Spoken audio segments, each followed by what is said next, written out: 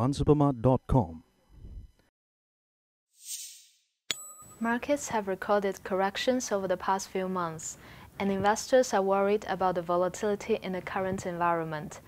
With us today is Alistair, Director from First Day Investments, and he's here to discuss the opportunities he sees in the Asian markets. Hello, Alistair. Thanks for joining us. So what's your general outlook for Asia in the second half of 2012? Well, the first point to make just quickly is that we're not very good at timing markets. So we were surprised by the strength of markets in the first quarter that appeared to be out of kilter with the economic news from China, from Europe, and also earnings results. Risk aversion seems to have returned because China is slowing quite sharply in our view, and also the European news is deteriorating. So we're a little bit worried about Asian markets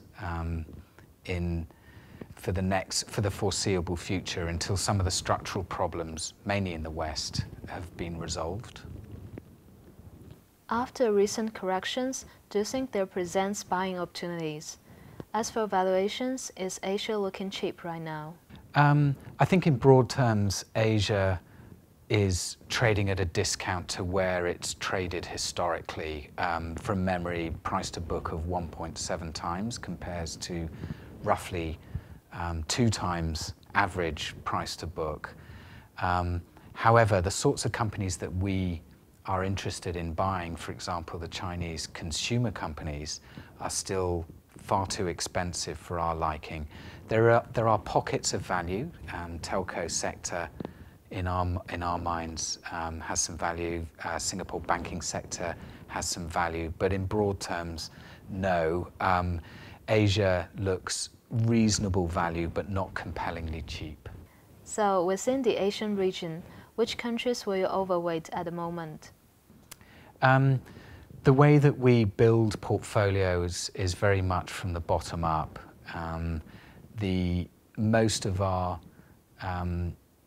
Our biggest exposure by country is Hong Kong. That doesn't mean that we're bullish on the Hong Kong property market or we're bullish on China. If anything, quite the reverse. But we do see quite a lot of value in Hong Kong, and other than that, we have a reasonable amount of money invested in Singapore. It does appear that the Singapore dollar will continue to appreciate. The Monetary Authority of Singapore have stated that.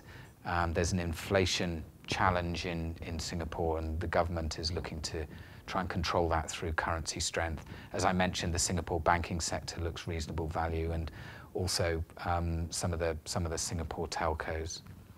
Where we're more concerned perhaps is on some of the economies and companies that are economically sensitive, that is sensitive to, say, demand from the developed world, or some of the more cyclical companies that, the likes of sort of petrochemicals, which we think will struggle. So you've talked about the markets. And for sectors, which sectors will have the most growth potential? Probably the most compelling sector to invest in over the long term is the consumer staples sector.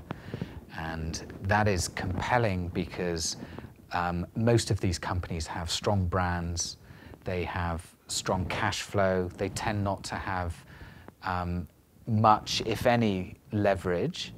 And also they are more or less immune to what's happening in the West. So the question really goes back to valuations. You can buy Taiwanese consumer companies with exposure to the Chinese market on pretty reasonable valuations, we feel. However, as I said earlier, there are some areas of consumer staples that looks a bit too expensive to our mind. We like the telco sector. Utilities is a big area that we still like. So as you can sense, the portfolio is sort of rather defensively positioned. And investors are still fearful of the volatility in the markets. So what risks are they facing in the Asian equity markets, and how would you advise them to allocate their portfolios? To our mind, the big problem that the world faces, of course, or particularly the developed world, is an addiction to debt. Debt levels are unsustainably high and deteriorating. To our mind, one of the best ways to cope or to deal with a debt problem is to inflate your way out of it, because no one's voting for austerity, and it's doesn't really make sense to default if the debt is in your own currency. So that sort of rules out the UK and the US, for example. If you believe that inflation is going to become a structural phenomenon for the world, then arguably one doesn't want to be invested in cash because you get virtually nothing on depositing cash. You probably don't want to be invested in bonds. So where do you put your money? To our minds, the most sensible place to allocate your money would be to have some money invested in gold, to have some money in property, but preferably sort of commercial property, not to our mind luxury property in Hong Kong, for example, that does appear to be demonstrating some bubble symptoms, and also to have money invested in well-managed companies with strong cash flow and no debt. And that's really the way that we've positioned our money. We don't know where markets are going to go in the short term, but perhaps over the long term, returns could be okay. The risks remain dealing with this debt problem. Social unrest remains a major risk, and also if inflation gets out of hand. At the moment, inflation isn't out of hand, but we believe that in all probability, central banks will print money. And if they print too much, then inflation can easily get out of control.